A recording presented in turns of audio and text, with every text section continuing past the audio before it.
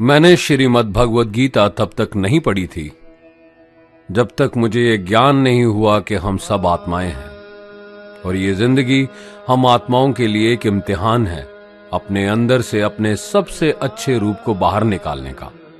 और भगवद गीता इस इम्तिहान को पास करने की एक अहम किताब। भगवद गीता के 18 अध्याय हैं और ये संस्कृत में परमात्मा द्वारा दी गई थी। समय के साथ संस्कृत भाषा रोजमर्रा की जिंदगी से निकल गई और ये ज्ञान मनुष्य से दूर हो गया। समय समय पर भगवद गीता के साधारण अक्षरों में अनुवाद किया गया। इसी कोशिश को आगे बढ़ाते हुए आने वाले 9 मिनटों में भगवद गीता के कुछ अहम हिस्सों को अपने गुरु के आशीर्वाद से एक आसान रूप में मैं अपने 7 बिलियन भाई बहनों के चरणों में समर्पित कर रहा हूं। ये ज्ञान परमात्मा ने भगवान कृष्ण के द्वारा सबसे बड़े धर्म युद्ध महाभारत की रणभूमि कुरुक्षेत्र में अर्जुन को कुछ 5000 साल पहले दिया। ये वो वक्त था जब धर्म का बार बार उल्लंघन हुआ, परमात्मा का डर मनुष्य से निकल गया। लालच की होड़ में भाई ने भाई को मारने की कोशिश की और यही नहीं, एक ब्याहता औरत को भरी सभा में अपने बड़ों के सामने अपमानित किया गया। इससे पहले कि मनुष्य जाति धर्म युग से निकलकर पूर्ण रूप से कलयुग में जाती, युद्ध की रणभूमि में युद्ध से कुछ पहले परमात्मा ने गीता भगवान कृष्ण के द्वारा मनुष्य जाति के कल्याण के लिए दी। ऐसे ही जैसे कभी तुरा मोसेस को, गॉस्पेल जीसस को और कुरान प्रॉफिट मोहम्मद को दी। गीता, बाइबल, कुरान, तुरा, गुरु ग्रंथ साहिब परमात्मा द्वारा दी गई किताबें हैं जो किसी एक धर्म के लिए नहीं बल्कि पूरी मनुष्य जाति के लिए हैं, पूरी इंसानियत के लिए हैं, सब आत्माओं के लिए हैं, क्योंकि ये आत्मा को परमात्मा के बारे में, उसकी सृष्टि के बारे में और सबसे अहम ये उन कायदों के बारे में समझाती है जिनका आत्मा को मनुष्य के रूप में हर हाल में पालन करना होगा, रक्षा करनी होगी। और इन्हीं कायदों की बुनियाद पे एक आत्मा को शरीर त्यागने के बाद परखा जाएगा और इस परीक्षा से पास होने पे हमेशा के लिए इस जन्म और मृत्यु से मुक्ति मिलेगी। परमात्मा भगवद गीता में कहते हैं कि मैं ही सबकी शुरुआत हूं, मैं शुरू से भी पहले था और सब खत्म होने के बाद भी रहूंगा। सब मुझ में है और मैं सब में हूं। जो भी तुम छू सकते हो, देख सकते हो, चख सकते हो या सुन सकते हो, वो सब मैं हूं। ये नदियां, पहाड़, सूरज, ग्रहण, चांद, सितारे सब मैंने बनाए हैं। मैंने ही भगवान, शैतान, राक्षस और इंसान बनाए। मैं सर्वव्यापी हूं, सब में रहता हूं, सब में मैं हूं, मैं ही हूं।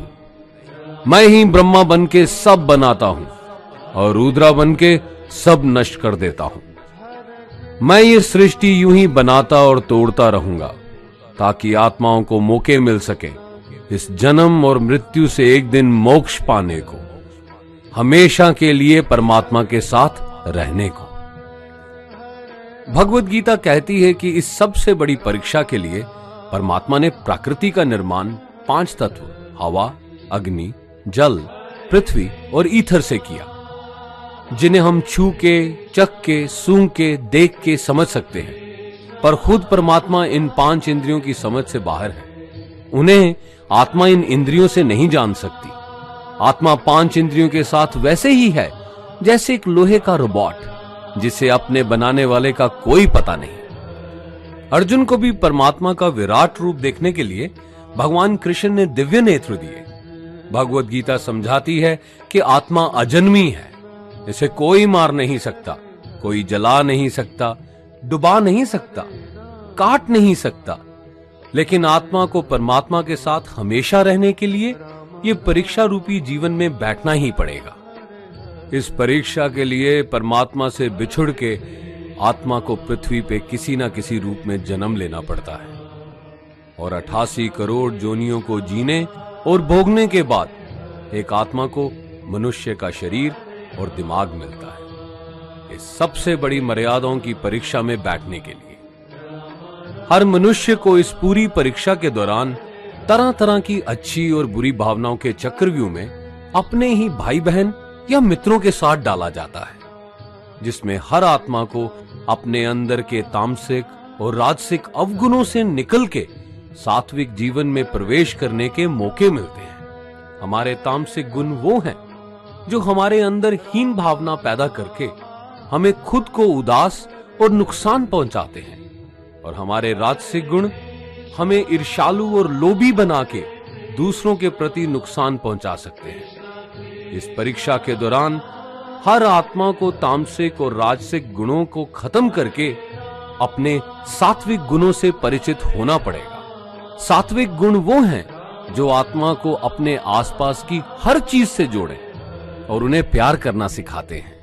परीक्षा के दौरान हर आत्मा को जीवन के चारों स्तंभ धर्म, अर्थ, काम और मोक्ष का ज्ञान पाके ही मुक्ति मिलती है। यही वो द्वार हैं जिन्हें समझ के ही आत्मा परमात्मा को समझ सकती है।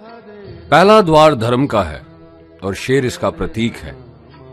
धर्म वही है जो गीता में लिखा हुआ है, वेदों में लिखा हुआ है, गुरु ग्रंथ साहिब, बाइबल या कुरान में लिखा है। धर्म वही है जो धारण किया हुआ है, जिसे आपका दिल मानता है, जैसे झूठ नहीं बोलना, चोरी नहीं करना, भगवान का निरादर नहीं करना, दूसरों को नुकसान नहीं देना।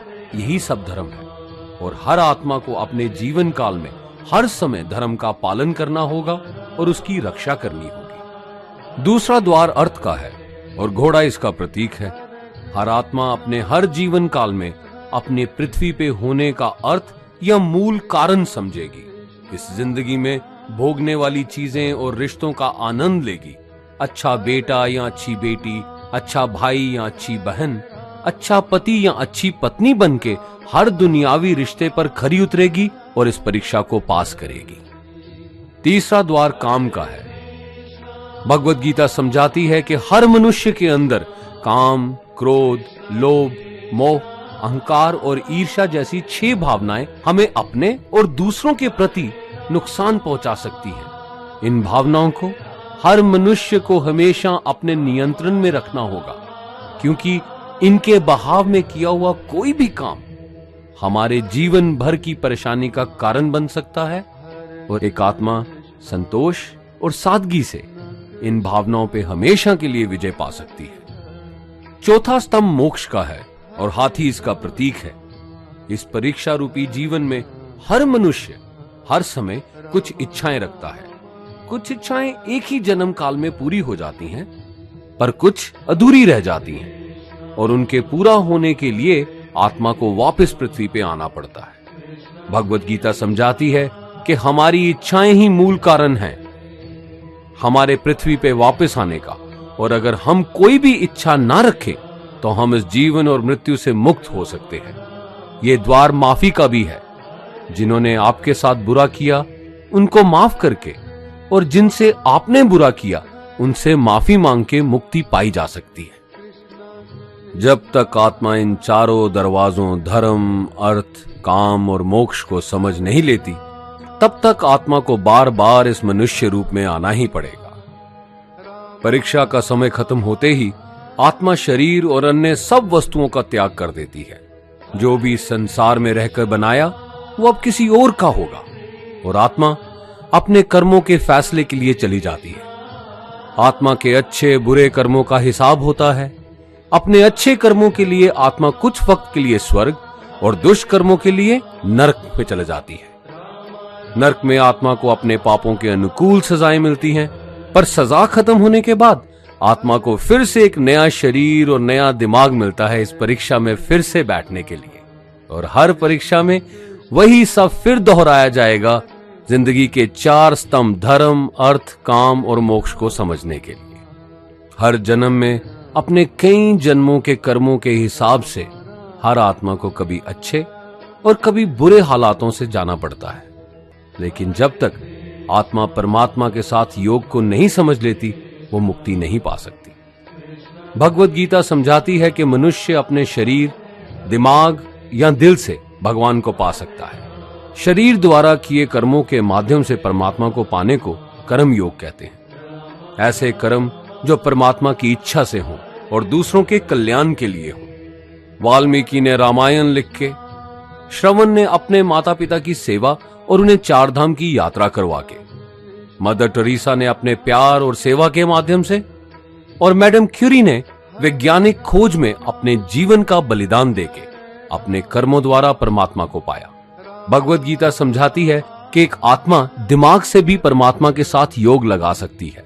इसे राजा योग कहते हैं, क्योंकि दिमाग या मस्तिष्क सब इंद्रियों का राजा है। एक मनुष्य अपनी आस्था, सांस प्रणाली, आसन, अभ्यास, साधना और तपस्या से परमात्मा को इस योग के रास्ते पा लेता है। इस योग को समझने के लिए हमें अपने अंदर की एनर्जीज यानी चक्रा और कुंडालिनी को समझना पड़ेगा। आत्मा मस्तिष्क से मेडिटेशन या ध्यान लगा के परमात्मा के साथ योग लगा सकती है। शंकराचार्य, स्वामी परमहंस, स्वामी विवेकानंद और उनके जैसे कई योगी इस योग के रास्ते परमात्मा के साथ संधि लगा पाए।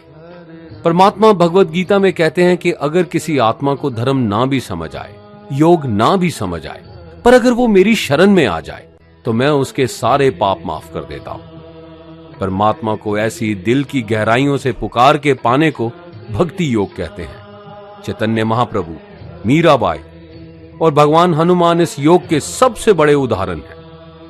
लेकिन कभी आत्मा अपने होने का मूल कारण भूल के धर्म का उल्लंघन करे या पाप के रास्ते पे निकल जाए तो उसे ठीक करने के लिए परमात्मा खुद किसी रूप में पृथ्वी पे जन्म लेते हैं। आइए श्री भगवत गीता, गुरु ग्रंथ साहिब, तुरा, बाइबल, कुरान या ऐसी किसी भी दीनी किताब को पूरा पढ़ के इस जिंदगी के असली मायने समझें और परमात्मा के साथ योग लगाएं। अगर आपने इसे पसंद किया तो इसे औरों को बांटिए, ताकि सब आत्माएं अपने यहां होने का मूल रूप समझ सकें और इस जन्म और मृत्यु से मुक्ति पाके हमेशा परमात्मा के साथ रह सकें। धन्यवाद।